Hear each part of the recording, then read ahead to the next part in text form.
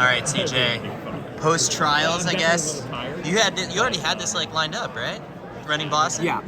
So picking up the pieces from an emotional finish at the trials. How soon after it did you get back into training? I mean, I took like some easy days, obviously, but yeah, mentally, I mean, it actually wasn't as draining as it would maybe appear. I did like, I'm teaching, I'm coaching, I have 2 kids, so like your mind quickly gets off running and training almost right away. So like by the time I was home, like I still had some feelings about, the trials, and it was obviously really great, but also like I missed by 10 seconds, so there's a lot there. But then it's just like I kind of like re-entered back like normal life, tons of stuff to do, lots of responsibilities. So you get over it pretty fast, or like your mind just kind of resets and goes into other things. So yeah, that actually wasn't too difficult, just because I have a lot of other stuff. And then on the physical side, I typically recover pretty well. Everything actually felt really good. I just had some little pains in my feet, in my foot, and then that shifted to like my other foot. And I've had basically pain in one of the 2 of my feet pretty much since the trials. Actually, walking around today feels good. On Wednesday, I almost had no pain, and that was like the first time since the trials. So, things haven't been perfect. Hasn't been an ideal build at all, but I have good fitness from the trials. I ran so many marathons. I know what to do at Boston, and my speed is decent. So, I feel ready. For this one, I guess like no need to do anything extravagant, like the heat lamp stuff and all that. Like training was just normal for you this block. Yeah, I mean I had my heat lamps like still set up, so I just left them. So anytime I ran on the treadmill, it was with the heat lamps. So once or twice a week, like I would still have the heat lamps.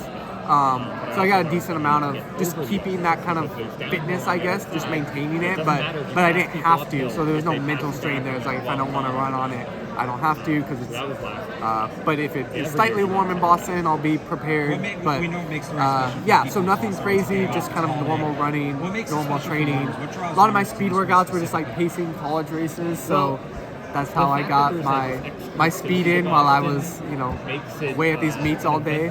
So yeah, a little different, but I actually feel like I feel smoother at some faster paces, maybe than I have in the past. So yeah, see how it plays out. I was just talking to Matt, and he was describing how like he felt like the fittest he's ever been, probably going into the trials, and now it's like hoping to capitalize on some of that fitness, recycle it, put it towards this one. Obviously, work on the hills and the strength. Did you feel similarly, I guess, like going into Orlando, like that was the fittest you were, and now it's just sort of like, all right, recalibrating it to be prepared for this course? No, my fitness leading into Orlando, it was good. I didn't necessarily feel like anything was like out of the park, like I'm the fittest I've ever been. That training wasn't ideal. I don't know. I was just kind of struggling a little bit in the build-up. I think like in the winter when it's cold, I just don't like it. It's like my long runs were just hard because it was just cold every morning, and I don't know. And it's not even really cold in Fresno. It's not cold at all. But for me, it is. So I felt decent going into the trials, and obviously I PR'd, was 5th, so it was good. And then just carrying it from that, I feel like I wasn't, since my fitness was just kind of like okay and my training wasn't anything crazy, it also didn't put me in a hole, so I could just kind of continue on. So I felt my training's just been kind of like consistent but not crazy pretty much since like last October. So there's a lot of just like built and like residual fitness there, to where like I don't have to have these like 150-mile weeks. So it's like I've just been running a good amount for a long time, and had obviously lots of long efforts in there, lots of marathons on. So and it's like my 20-something.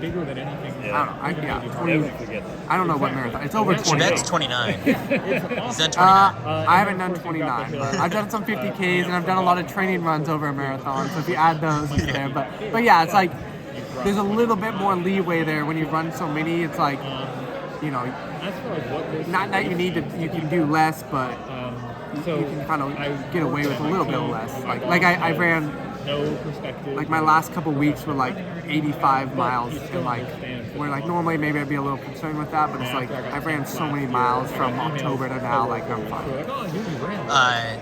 What's going to make a good Monday for you then? Like all things considered, like are you going for, what's your highest place here? 10? 9? Yeah, 10. Yeah, I would like to beat that. I'd like to be in the top 10, and at least like top 5 would be like amazing. That'd be kind of like a dream to be top 5. But yeah, ideally it would go out a little bit slower than last year. You know, I know I don't have the fitness to run 62:20 again and probably finish well. But then at the same time, there's probably not going to be much of a second pack because there's not that big group of Americans like there normally is because of the Olympic trials. And then when you look at the elite field, try to find guys that aren't going to go with the lead pack. And maybe there's a couple, you know, there's maybe 2 or 3, but then they got to decide. And it's just hard to run a marathon by yourself, doing most of the work, and I don't want to do the work. You know, even though I've led races in the past, like, I just want to sit there. So we'll see how it goes. Ideally, the leaders are a little bit conservative off the top, and maybe we go like 63 mid, 64, like that'd be perfect. It feels pretty wide open because like Chebet was dealing with the Achilles stuff, and like no one seems to be like the guy who's going to try and break it open, unless you want to expose that weakness.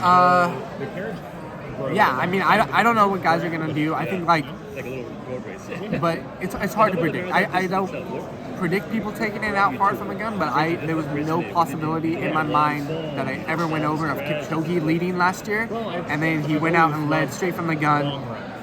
It just it wasn't a crazy fast pace for him, but kind of, you know, pushed the pace honest, and I did not anticipate that. So I'm not going to predict anything. I really have no idea. You kind of just first couple miles just got to figure it out, and I would like to run more conservative than in the past, but I also want to run with a pack and be in some sort of a race. So we'll just have to see how it goes. Awesome. Appreciate it, CJ. Yeah.